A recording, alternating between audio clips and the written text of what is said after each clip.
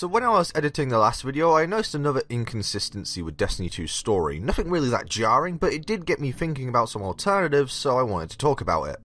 Until I was playing through Destiny 2 again on PC and realised I fucked up royally, since the game makes very clear by Mission 4 that Ghoul does in fact know our Guardian somehow got their light back, and drives his fascination with the Traveller even more, which is why he's so willing to listen to the speaker. That bit on him being aware of our regained powers was the detail I was about to claw into in this very video, so I've spent the past couple hours going back through the script so I don't make a massive fool of myself. That's what I get for not double checking my footage and skipping cutscenes on repeat playthroughs. So Ghoul, you win this round, but my god dude, you were wasted in this story. You come out of nowhere, kick my ass and spend the rest of the campaign talking shit on your command ship just to die like a bitch in the finale. But you want to know what makes me tilt my head when it comes to your battle strategies? Why don't you attack the farm? Now I understand Titan somewhat, the Red Legion doesn't have a presence there and you probably just don't want to deal with the hive, but why the farm? It's on the outskirts of the EDZ, and if you've played Destiny 2, you'll know most of the game revolves around that area, so we must know about it, right? Like I said, it's not the biggest deal, but just having a ship or two circle the EDZ to monitor unauthorized flight activity in the area would set off a few alarms, alerting at least him to the location of the farm. This little detail makes Ghoul look... Originally I was going to say retarded, but inconsistent is also a good description. He smash and grabs the city, which is a great success, but then he follows that up by allowing us to escape the city 2 days into his occupation, continuing his hot streak with a whole week of eating the Speaker's bullshit. I don't know, maybe it was the Speaker's idea to waffle till the Vanguard planned a counterattack on the city, and yeah, I can kind of see that, but it still changes the player's view of the main villain from dominating warlord to dipshit who can't take a hint. And now he's painfully oblivious to the fact that the Guardian who got its light back has been hanging around on a little farm on the outskirts of his secondary base of operations on Earth. It's like when Superman couldn't hear the conversations of Batman and his allies while on the same island as them, but could hear Lex Luthor call him out clear as day from space in Injustice. Maybe you should go watch the Four Snakes Injustice review and amazing timeline explanation videos.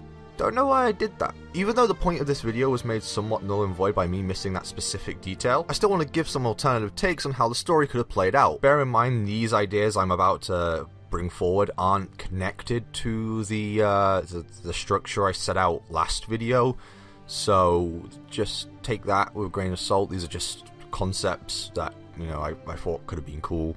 Option A. Make the console a surprise villain. Before, when I overlooked that little detail, this made a decent amount of sense. Now honestly, it's a bit of a stretch, but I still want to share this idea. It's blatant in the game itself that the console has been using Ghoul to get back at Callus for what he did to him, but what if he had a more devious plan in mind? The console obviously isn't in the primus of his life. Kill me. So let's say he raised an outcast like himself to believe he's destined for something more, have that apprentice gain the favour of the Cabal Emperor, and then when the time is right, overthrow them, spearhead the Red Legion's campaign to Sol, raise morale and rally them behind a cause, Ghoul's cause, then once humanity has been driven to its knees, feed Ghoul misinformation as you pull the strings behind the scenes, swaying favour of the Legion towards you while also preventing revolt when you make your move. It's a pretty solid plan. It really wouldn't affect the raid either, since Callus knew Ghoul had some controversial allies and just failed to act upon that information, which led to the Midnight Coup. Go watch my Name is Spice video on the subject if you want more context. Like I've said many times before, I like the concept behind Ghoul, it's just... the execution is far from stellar and most of it can be blamed on his lack of depth. Granted, it is there, but it's pretty cliche, and yeah, being a means to an end is nothing new. And tragic villain backstories are also a dime a dozen, but most of the time, the latter does add some much needed depth while at the same time making the villain more memorable? Do I need to bring up Vars and Handsome Jack again? I think not. Option B. Lady Ephraim and the Kuiper Belt. Now let's dive slightly deeper into the lore, shall we?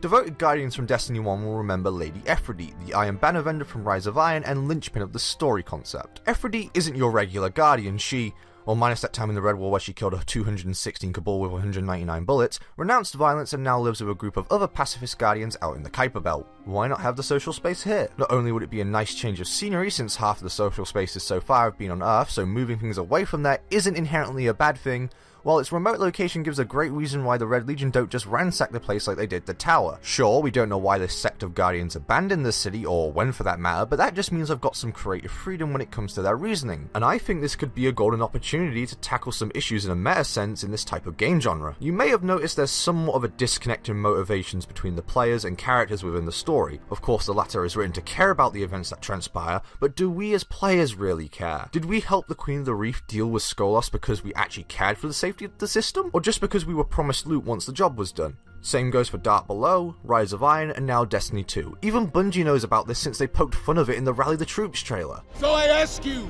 who will stand with me? Yeah! Really, guys? That was inspiring. Also, there will be a ton of loot! Yeah, right?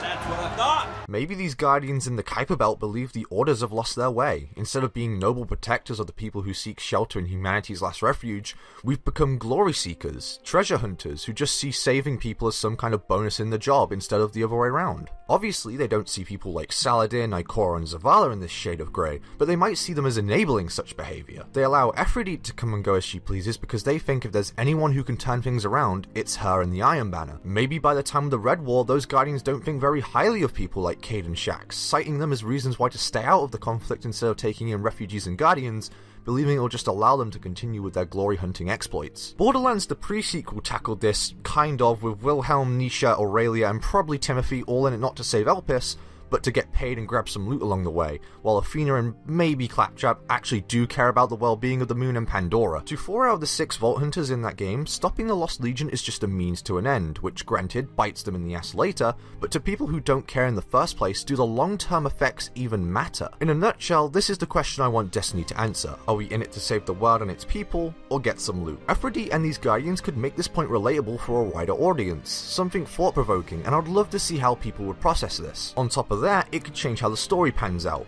We could start in the Kuiper Belt, working our way through Nessus, Titan and Io, gathering enough resources and people in a build-up to take back our home, only to see it changed by the Cabal occupation. Even I'll admit the Almighty could work in this setup as some kind of race against time, pushing the player forward while also trying to change the outlook of those in the Kuiper Belt, that their preconceptions about us might not be right after all. Like I said last time, our Guardian should be a noble soul who just wants to help people. Let the player make their own choice if they're in it to save the people, or they really only care about the loot. So we've only got one more thing to talk about. Bungie, please add all this great lore you've made into the game. For God's sake, I've made another amazing video about the subject with help from Iron Lord and NSF International to make these amazing pieces of concept art. I'll do anything for this. I'll buy Destiny 2 again on PC, Xbox One, just please, please, please, please, please, please, please. I'm about to end this man's whole career.